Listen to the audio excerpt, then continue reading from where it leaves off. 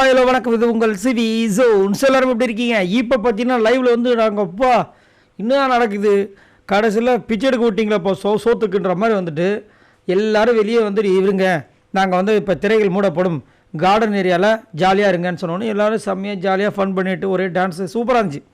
எல்லோரும் ஒத்துமையாக பேசி ஒரு பக்கம் நம்ம விஜய் பார்வதியும் திவாகர் மனசு விட்டு பேசின விஷயங்கள் பார்க்க முடிஞ்சது. அப்புறம் நம்ம கமருதீன் கெமி எல்லாம் டான்ஸ் பண்ண விஷயங்கள் சூப்பராக இருந்துச்சு.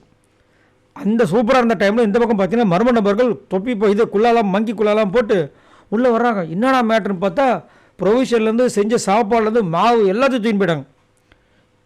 என்னடா இது, எப்படி இந்த என்ன பண்ண போகிறாங்க தெரியலையே அப்படின்னா கொஞ்ச நேரம் கழிச்சு அந்த திரைகள்லாம் விளக்கப்பட்டது. இவங்க உள்ளே வந்தாங்க, எல்லாருக்கும் பாத்ரூம் அர்ஜென்ட்டு போய் பாத்ரூமில் போயிட்டாங்க. போயிட்டு வந்து உள்ளே வந்து செக் பண்ணுறாங்க, வெங்காயம் காணும், வெங்காயம் மட்டும் தானே, தக்காளி காணும், அதுக்கப்புறம் மஞ்சள் உப்பு எதையுமே காணும், எல்லாத்தையும் தூக்கிட்டாங்க. எல்லாம் செம்ம ஷாக்கு. வெறும் ரவையை மட்டும் வச்சுருக்காங்க. சரி பேசாமல் ரவை கஞ்சி செஞ்சலான்னு சொல்லிட்டு வியானா வந்து செய்கிறாங்க. ஏன்னா பசி, இந்த பொண்ணு சுமிஷாக்கு வந்து மயக்கம் வராமல் இருக்குதான், அதனால் அதையாவது செய்கிறேன்றாங்க. எல்லோரும் முழிக்கிறாங்க என்ன பண்ண போகிறதுன்னு.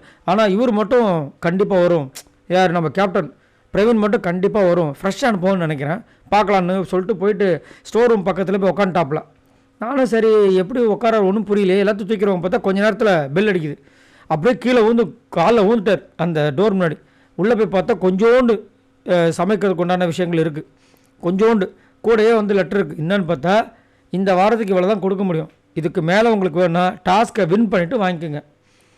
எல்லாருக்கும் ஒரு மாதிரி காண்டா இருந்துச்சு. பட் இருந்தாலும் ஸ்போர்ட்டிவ் என்ன பண்ணிட்டாங்க, ஆமாம் டாஸ்க்குன்னா அப்படி தான் இருக்கும், பண்ணுவோம்னு சொல்லிட்டு அவங்களே வந்துட்டு என்கரேஜ் பண்ணிவிட்டு அப்படியே உள்ளே வந்து இப்போ இருக்கிறத வந்து கொஞ்சமாக சமைச்சு சாப்பிடுவோன்னு சொல்லிட்டு சாப்பிட ஆரம்பிக்கிறாங்க. கிட்டத்தட்ட இப்போ மணி என்னாச்சு, இப்போ வந்து பாவம் இந்த மாதிரி பண்ணிகிட்ருக்காங்க. நம்ம வெளியிலேருந்து பிக் பாஸ் இப்படி பண்ணுறாங்க அப்படி பண்ணுறாங்கன்னு சொல்லும் போது இவ்வளோ கஷ்டங்கள் உள்ள அனுபவிக்கிறாங்க. அது வந்து சொன்னால் வார்த்தையால் வந்து சொல்ல முடியாது, அவ்வளோ கஷ்டங்கள் அனுபவிக்கிறாங்க. பட் இருந்தாலும் செம்மையான டாஸ்க் கொடுத்துருக்காங்க. பார்க்கணும் நாளையிலேருந்து என்ன நடக்க போகுதுன்னு. ஆக்சுவலாக 2 வீட்டுக்குமே சேர்த்து தான் இது. இப்போ வந்து இது சூப்பர் டீலக்ஸில் இருக்கவங்களுக்கு வந்து லக்ஸரியான ஒரு லைஃப் இருக்கும்ல, அதுவும் கிடையாது இந்த வாரம். எல்லாமே சோத்துக்கு சிங்கி தான், பிச்சை தான் எடுக்கணுன்ற மாதிரி தான் ஒரு டாஸ்க் வந்திருக்கு. பார்க்கலாம் என்ன நடக்குதுன்னு. உங்களோட கருத்துக்களை சொல்லுங்கள் பாய் நண்பர்களே.